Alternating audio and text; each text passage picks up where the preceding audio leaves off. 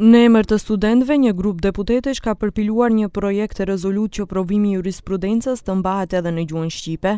20 nënshkrimet janë të deputetëve opozitar Frontit Evropian, Aleancës për Shqiptarët, deputetit të komunitetit turk Ilyas dhe atij shqiptar në radhët e LSDM-s Bytyqi. Teksti është i dorëzuar kuvendit që deputetët ta shqyrtojnë dhe sipas vlerësimit të tyre ta mbështetin. Projekt rezoluta është e thjeshtë në përmbajtje dhe në qëllim.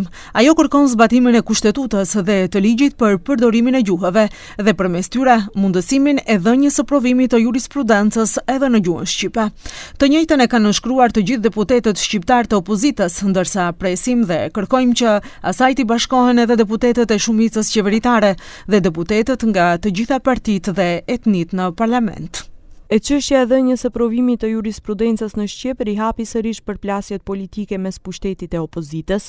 Kjo pasi mbrëm kryeministri Hristijan Mickoski në një intervistë në ora 24 tha se qeveria nuk ka asnjë problem me përdorimin e gjuhëve, por theksoi se lidhur me kërkesa që provimi i jurisprudencës të jepet në gjuhën shqipe, duhet të merret parasysh mendimi i Komisionit të Venecias, i cili kërkon braktisjen e dy gjuhësisë në sistemin gjyqësor, por gjithashtu të kihet kujdes edhe për llojet e akteve juridike.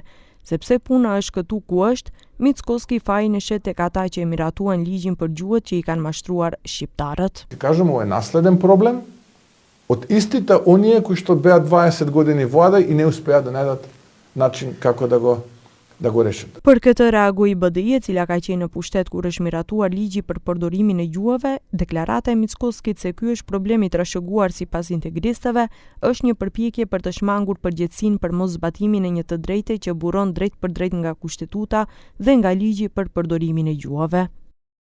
Gjuha shqipe është gjuhë zyrtare në RMV. Ky nuk është interpretim politik, por realitet kushtetues dhe ligjor që duhet të respektohet nga çdo institucion shtetëror.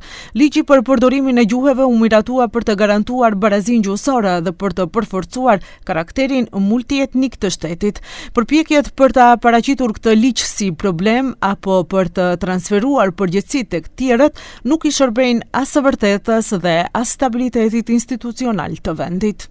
Nga BDI përpunojnë duke thënë se qeveria ka obligim të zbatojë ligjin, jo ta relativizojë atë përmes arsyetimeve politike dhe se çdo vonesë apo pengesë në realizimin e kësaj të drejte, sipas tyre, përbën hap prapa për barazinë dhe për standardet demokratike të shtetit.